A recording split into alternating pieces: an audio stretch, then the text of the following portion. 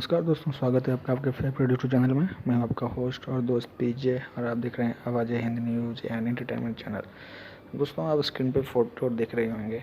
एक तो मोहतरमा हैं, जर्नलिस्ट हैं पाकिस्तान के आरजू, और दूसरे जो मौजूद है हमारे सामने पिक्चर, आप शायद ना जानते हों, बहुत लोग नहीं जानते होंगे। ये हैं भारत के सुप्रीम कोर्ट के रिटायर्ड जज मार्कंडेय साहब। जी हाँ, बहुत बड़े विद्वान इंसान हैं। सुप्रीम कोर्ट के जज से रिटायर हैं, तो आप समझ सकते हैं आज इनसे बहुत कुछ सीखने को मिलेगा। जो भी दर्शक देख रहे हैं, जो भी नाजरीन इसको देख रहे हैं उनको, ठीक है। तो चलिए वीडियो की ओर देखते हैं और किसको क्या सीखने को मिला, क्या चीज़ से आप एग्री हैं, क्या चीज़ से एग्री नहीं है, मुझे नीचे कमेंट में लिख के ज़रूर भेजिए, ठीक है। इसको वीडियो को मैंने 2 पार्ट में बनाया है क्योंकि साइज़ बहुत बड़ा था, तो मुझे 2 पार्ट करना पड़ा। ये पार्ट 1 है, पार्ट 2 में डालूंगा इसके बाद। लेकिन वो देखने के लिए आप सबसे पहले सब्सक्राइब करके रखो चैनल को और बेल को दबा के ऑल पे क्लिक करो, क्योंकि जैसे ही मैं डालूंगा वीडियो आपको उसका नोटिफिकेशन आ जाएगा। और सब्सक्राइब करने के बाद नीचे अपना नाम डाल के सब्सक्राइब लिख दो, तो मैं आपके नाम को जो है मैं ऊपर अगले वीडियो में स्क्रीन पे भी डालूँगा, ठीक है। चलिए वीडियो की ओर बढ़ते हैं आगे। नहीं है, सभी उनको जानते हैं, इंडिया में भी और पाकिस्तान में भी। हमें जी ज्वाइन किया है जस्टिस मार्कंडे काजू साहब ने, और ये जो है सुप्रीम कोर्ट के जज रह चुके हैं इंडिया में, और इसके अलावा भी बहुत एक्टिव हैं। हम इनके आर्टिकल्स भी पढ़ते रहते हैं, और यहाँ पे सोशल मीडिया पे भी बहुत ज़्यादा एक्टिव हैं, और बहुत तनकीद करते हैं, काफ़ी क्रिटिसाइज करते हैं इंडियन गवर्नमेंट को भी, पाकिस्तानी गवर्नमेंट को भी। तो हम आज उनसे बात करते हैं और देखते हैं कि जो करंट सिचुएशन चल रही है इंडिया पाकिस्तान की, स्पेशली कश्मीर की, और दिल्ली में भी जो प्रोटेस्ट चल रहा था, उस बारे में वो क्या कहते हैं। Welcome to the show sir, thank you so much कि आपने आज हमें टाइम दिया। My pleasure. सर, आप किस तरह से देख रहे हैं अभी जो रिसेंटली कश्मीर में थोड़ी बहुत डेवलपमेंट हुई है, वहाँ पे एक जो है वो रियाज नाइकू नाम का एक था फ्रीडम फाइटर, मैं तो कहूंगी, लेकिन सब मुझे इंडिया में कहते हैं फ्रीडम फाइटर ना कहा करो। तो उसको हलाक किया गया है। तो आप किस तरह देख रहे हैं कश्मीर को, किस तरह से हैंडल कर रहा है इंडिया। और दूसरा, इंडिया ने आप आज़ाद कश्मीर और गिलगित बल्तिस्तान जो पाकिस्तान का हिस्सा अभी भी है, उसका वेदर भी बताना शुरू कर दिया, और आपका मीडिया बहुत शोर मचा रहा है। आप इस सब चीजों को किस तरह से देखते हैं, आप समझते हैं कि क्या आगे होने जा रहा है। देखिए, मेरा नजरिया मेरे हिंदुस्तानी मीडिया से बिल्कुल फर्क है और पाकिस्तानी मीडिया से भी बिल्कुल फर्क है। मेरा अपना नजरिया है। मेरा नजरिया ये है कि कैसे कर लें। हाँ, हमारा आपका फेस पूरा नहीं आ रहा है क्योंकि अब नहीं आ रहा है। आप ठीक है। थोड़ा सा और इधर सर, सेंटर ऐसे में, सेंटर में, सेंटर ये में कर। ऐसे सर इस साइड पे, दूसरी साइड पे। इस साइड। जी जी जी। देखिए, मेरा नजरिया बिल्कुल साफ है कि हर पॉलिटिकल सिस्टम और हर पॉलिटिकल एक्टिविटी का एक और एक ही टेस्ट होता है। वो टेस्ट ये है कि क्या उससे लोगों को बेहतर जिंदगी मिलेगी, क्या लोगों का स्टैंडर्ड ऑफ लिविंग ऊपर जाएगा, क्या लोगों को डिसेंट लाइव्स मिलेंगी। बस यही एक और एक ही टेस्ट है। तो अब सवाल ये है कि देखिए, ये जो सो कॉल्ड फ्रीडम फाइटर्स हैं, अगर ये मुझे साबित कर सकें कि मानिए अगर कश्मीर आज़ाद हो गया तो कश्मीरी अवाम का को बेहतर जिंदगी मिलेगी, स्टैंडर्ड लिविंग बढ़ेगा, तो मैं उनको सपोर्ट करूंगा। मगर जो जहां तक मुझे मेरी जानकारी है, ये ज्यादातर ये जो सो कॉल्ड फ्रीडम फाइटर्स हैं, ये इस्लामिक फंडामेंटलिस्ट हैं। और इनकी आइडियोलॉजी, अगर मानिए सपोजिंग पाकिस्तान ये सॉरी कश्मीर आज़ाद हो गया इनके लीडरशिप में, तो ये तो पीछे ले जाएंगे कश्मीर को मिडिल एजेस में, क्योंकि इनकी आइडियोलॉजी इस्लामिक फंडामेंटलिज्म है। तो जैसे आरजू काजमी बैठी हैं, ये इनको बुर्का पहनना पड़ेगा और शरिया लॉ इम्पोज करे, और इसे पागलपन वहां शुरू हो जाएगा। अगर देखिए, ये मुझे साबित करिए कि आज़ादी से बेहतर जिंदगी मिलेगी तो मैं आपको सपोर्ट करूंगा। मगर आज़ादी खुद एक एंड नहीं है. Freedom is only a means to an end. End has to be raising the standard of living of the people, giving people better lives. तो फ्रीडम उस एंड को की मदद भी कर सकता है, उसका नुकसान भी कर सकता है. फ्रीडम अच्छी चीज भी हो सकती है, बुरी चीज भी हो सकती है. जैसे फॉर एग्जांपल फ्रीडम कम्युनलिज्म फैलाने का क्या फ्रीडम मिलना चाहिए? कि नफरत फैलाने का आजादी मिलनी चाहिए? नहीं मिलनी चाहिए. हर आजादी नहीं परमिट होनी चाहिए. अगर आजादी से जनता की जिंदगी बेहतर होती है, बिल्कुल मैं सपोर्ट करूंगा. मगर freedom for the sake of freedom मैं नहीं सपोर्ट करता हूँ.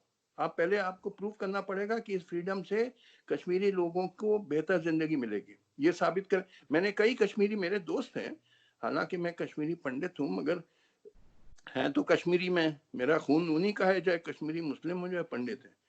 मेरे उनके साथ बहुत हमदर्दी है. मगर मैं उनसे बार बार कहता हूँ, तुम साबित करो कि कश्मीर आजाद हो जाए, तुम्हारी जिंदगी कैसे बेहतर होगी. ये बता नहीं सकते हैं. बस वो आजादी आजादी, तोते जैसे, लाइक अ पैरेट. ये तो आप तोता हो गए. आप अपना दिमाग का इस्तेमाल नहीं करें, तोते जैसे आजादी आजादी चिल्ला रहे हैं. तो सर आपने देखा तो है किस तरह से वहां पे आप लोगों की जो इंडियन आर्मी है वो वहां पे लोगों को मार रही है, लोगों को वहां पे इंटरनेट बंद किया हुआ है, फोन बंद किए हुए हैं हाँ, लोग. तो उसकी मैं मजम्मत करता हूँ. नहीं, मैं बिल्कुल मजम्मत करता हूँ. मैं जो देखिए, किसी पे जुल्म नहीं होना चाहिए. ना हिंदू पे जुल्म होना चाहिए, ना मुस्लिम पे, ना सिख पे. तो जो हमारी सिक्योरिटी फोर्सेस जो गलत काम कर रही हैं, जुल्म कर रही हैं, मैं बिल्कुल उसकी मुखालफत करता हूँ और मजम्मत करता हूँ. तो आई सर एग्री. मानते भी तो नहीं है वो कहते हैं हम तो कुछ नहीं कर रहे हैं. वो मानते नहीं है ना उस बात को. एक तो वो वहां पे लोगों के ऊपर जुल्म कर रही है इंडियन आर्मी, लेकिन वो मान नहीं रही है इस बात को. तो आप इसको किस अरे तरह वो देखते ना हैं? माने, मैं तो मान रहा हूँ ना. देखिए, मैं अपने तरफ से बोल सकता हूँ, मैं आर्मी की तरफ से तो बोल नहीं सकता हूँ. ठीक. I am not a spokesman of the Indian army. मैं अपना स्पोक्समैन हूँ. मैं बिल्कुल हर जुल्म की मैं मुखालफत करूंगा, चाहे हिंदू पे जुल्म हो, चाहे मुसलमान पे हो, चाहे कश्मीरी, चाहे नॉन कश्मीरी. किसी पे जुल्म नहीं होना चाहिए. तो सर ये जो इन्होंने अभी कुछ दिन पहले एक नया लॉ लेकर आए थे मोदी सरकार, सीएए, और तो इसको आप किस तरह देखते हैं? क्योंकि इसमें जो था वो दिल्ली में बड़े लंबे अरसे तक जो है मुस्लिम बैठे रहे थे वहां पे प्रोटेस्ट करने के लिए, और वो तो अभी कोरोना वायरस की वजह से उनको हटना पड़ा. देखिए, ये मैंने उस पर एक पोस्ट भी लिखा है कि ये किसी भी जो रेफ्यूजी है जिस पे जुल्म हुआ है, चाहे किसी भी मजहब का है, तो उसको रेफ्यूज देना चाहिए. तो यहाँ तक मैं बिल्कुल मानता हूँ कि ये गलत हुआ कि और मजहब के लोगों को तो यहाँ पे रेफ्यूजी उनको सिटीजनशिप दे दिया जाएगा, मगर मुस्लिम्स को, क्योंकि कई मुस्लिम भी हो सकते हैं पाकिस्तान में जिन पे जुल्म हो रहा है पाकिस्तान में. जैसे भाई अब जो मैंने सुना है कि कुछ शियाओं पे जुल्म होता है. कहा जाता है, सही हो गलत है आप ज्यादा जानती हो, आप तो रह रही हैं वहां पे. मगर अहमदियों पे जुल्म हो रहा है. आपने तो पहले उनको कह दिया कि तुम मुसलमान नहीं हो. अब आप उनको माइनॉरिटी कमीशन में भी नहीं एडमिट कर रहे हैं, यानी कि वो अगर आपने कह दिया मुसलमान नहीं हो तो माइनॉरिटी हो गया, तो माइनॉरिटी कमीशन में भी तो जाने दो. अब आप क्यों जुल्म हो रहा है? वो कहते हैं साहब ये प्रॉफिट मोहम्मद को लास्ट प्रॉफिट नहीं मानते. तो अगर ये प्रॉफिट मोहम्मद को लास्ट प्रॉफिट नहीं मानते हैं, तो क्या किसी की गर्दन काट रहे हैं, किसी का हाथ पैर काट रहे हैं? अरे जो मानना है मानने दो, तुम अपना मानो, उनको अपना मानने दो. मैं तो बिल्कुल इस सब में बिल्कुल, मैं जो आपकी गवर्नमेंट कर रही है अहमदियों के खिलाफ, मैं सख्त उसकी मुखालफत करता हूँ. लेकिन सर वो फिर मुसलमान हो नहीं सकते ना अगर वो प्रॉफिट को ना माने अच्छा हमारे. आप कहती हैं नहीं हो सकते हैं, वो कहते हैं हो सकते हैं. आप अपनी बात मानिए, उनको अपनी बात मानने दीजिए. आप कहने की नहीं हो सकते हैं, वो कहते हैं हम हैं. इस पे आप अगर उनको नहीं पसंद करती हैं, उनसे मत बात करिए. मगर उनको जुल्म उन पे क्यों कर रही हैं? उन पे, उनके पासपोर्ट पे आप लिखवाते हैं. आपको मालूम होगा पासपोर्ट लिखना होता है अहमदियों को कि Mirza Ghulam Ahmad was an impostor, यानी उनकी जिनको वो बहुत रिस्पेक्ट करते हैं लीडर, उनको बेइज्जत कर रहे हैं आप लोग। ये कहाँ का इंसानियत है? कितने अहमदियों को तो मार डाला गया, शायद 2010 में 100 लोगों को मार दिया। आप कहते हैं कि तुम अपने मस्जिद को मस्जिद मत कहो। क्यों ना कहें, हम जो चाहे कहेंगे, तुम अपना मस्जिद जो कहना है क्या? ये तो गुंडागर्दी है ना, आप लोग तो गुंडे हैं, ये गुंडागर्दी कर रहे हैं। ये मैं बिल्कुल इसकी बहुत सख्त मुखालफत करता हूँ।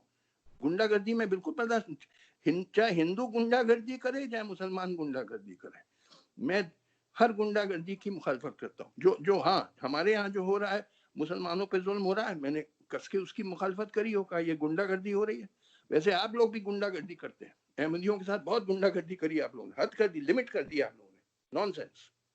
लेकिन सर तो इंडिया तो बहुत ज्यादा कहलाता था कि जी सेक्युलर कंट्री है और जी हर किसी को जो है वो अपनी मर्जी से कोई रहने का सेकुलर हक है। कंट्री नहीं है तो कोई इंडिया। सेक्युलर सेकुलर कंट्री तो कंट्री इंडिया नहीं देखिए, लगती। हमारे कॉन्स्टिट्यूशन में तो लिख दिया गया है सेकुलर, मगर कॉन्स्टिट्यूशन में लिखने से मुल्क सेकुलर नहीं हो जाता है। Secularism is a feature of industrial society. हमारा हिंदुस्तान अभी इंडस्ट्रियल नहीं है, सेमी फ्यूडल सोसाइटी है। तो ग्राउंड रियलिटीज कुछ और है। हकीकत है हिंदुस्तान में ज्यादातर हिंदू भी कम्युनल हैं और ज्यादातर मुसलमान भी कम्युनल हैं। ये हकीकत है। ये नाम का सेकुलर कंट्री है, हकीकत में नहीं है।